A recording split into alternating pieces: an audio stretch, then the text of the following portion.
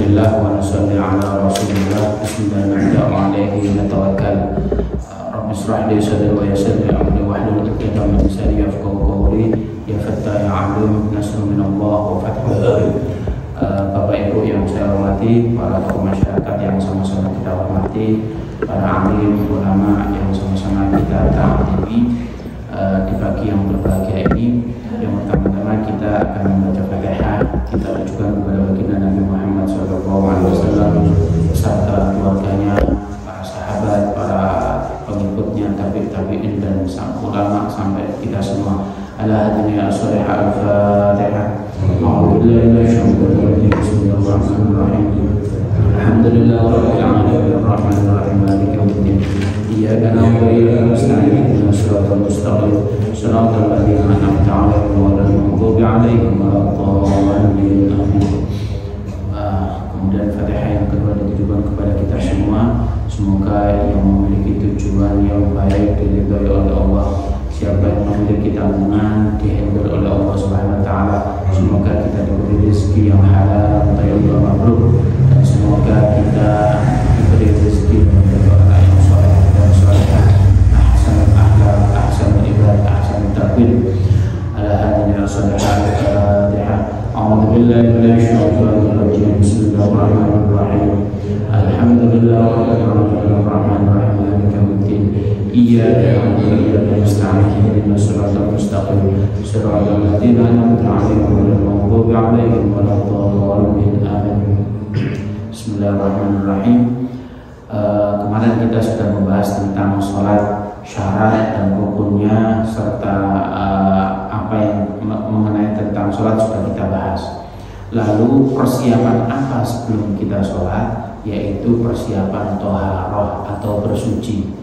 Ternyata kata-kata toharoh itu maknanya di dalam kitab Al-Fasid yaitu khulusul adnas. Khulusul adnas yaitu menjauhkan kita dari hal-hal yang najis. Apa saja yang najis itu, kata ulama, dibagi menjadi dua. Yang pertama zahir, yang kedua batin. Apa saja zahir? Zahir itu ya termasuk tempat, baju, dan lain sebagainya.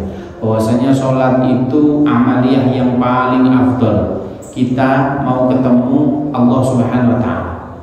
Awalnya dhewe niki kalau mau ketemu Pak RT atau ketemu Pak RW atau ketemulah wakil bupati begitu, pasti kita memantaskan diri. Ayo dhewe kelambi sing rodok pernah dan lain sebagainya. Tapi ini bayangkan kita mau ketemu Allah Subhanahu wa taala. Otomatis kita harus prepare, harus siap-siap jauh lebih baik. Disunnahkan kita itu pakai baju putih. Apakah baju yang lain tidak boleh? Boleh. Tapi Rasulullah paling senang pakai baju putih.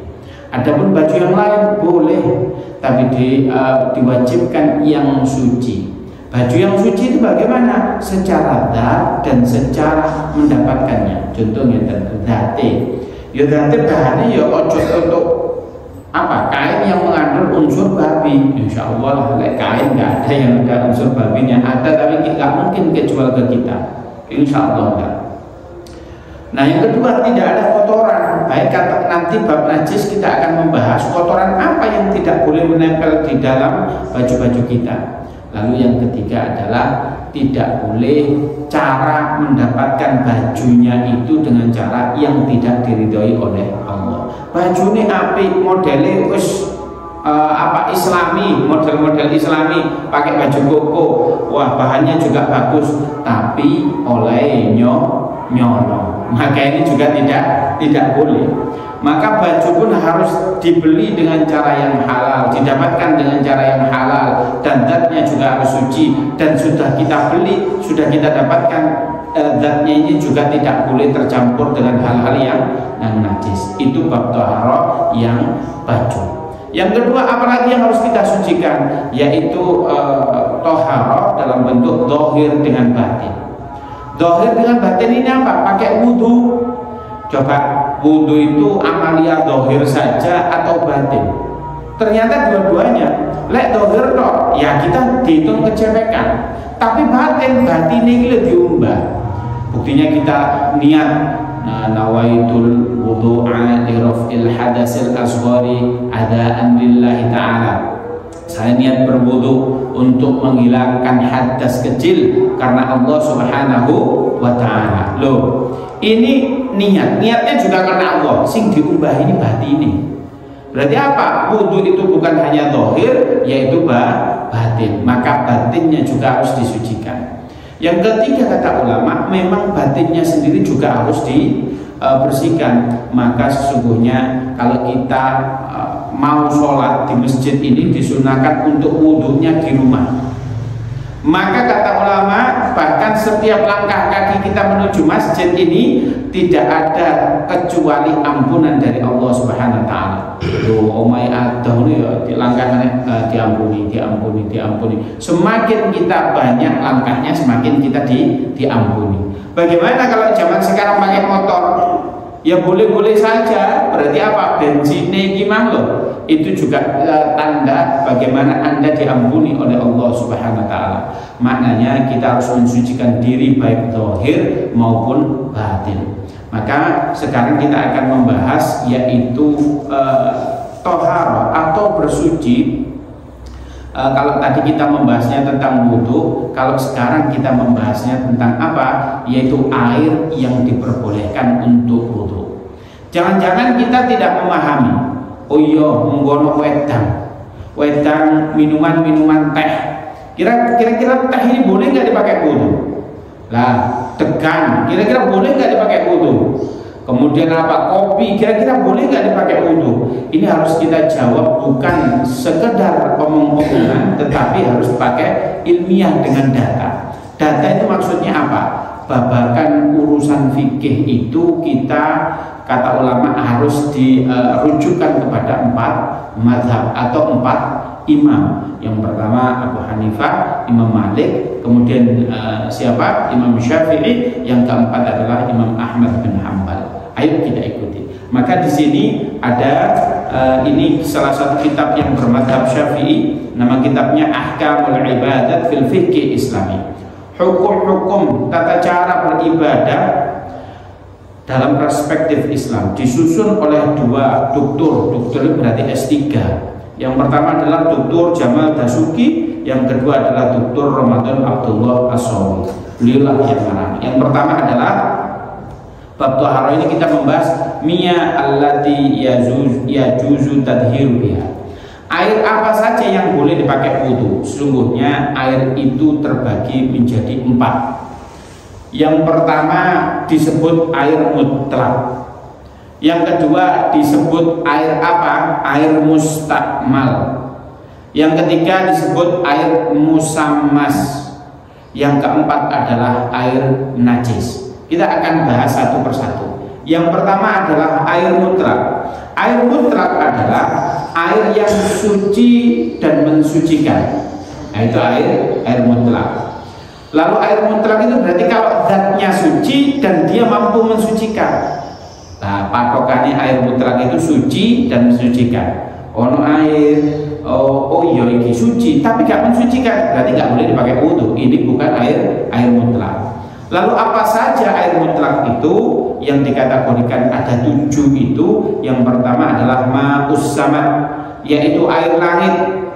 Bahkan Allah Subhanahu wa taala berkata, "Wa yunazzilu 'alaikum minas samaa'i ma'an liyutahhirakum."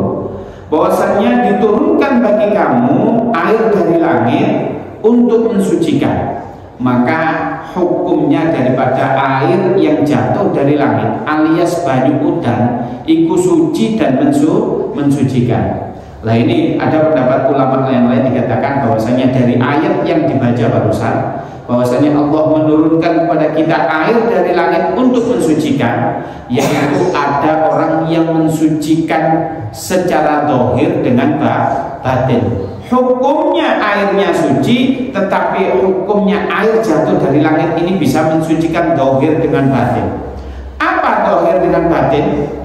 Lah ini pendapatnya ulama, boleh bagi orang yang rumah tangga senengane geger, lah itu zahir apa batine itu kurang bersih. Bagaimana caranya disucikan?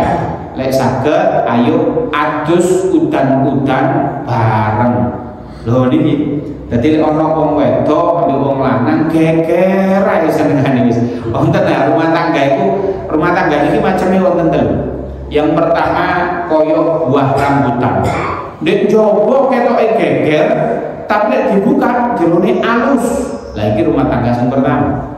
Tapi ana rumah tangga yang kedua, nopo koyo buah kedondo. Nek jowo ketok alus-alus tapi barang dibuka masya Allah jarot.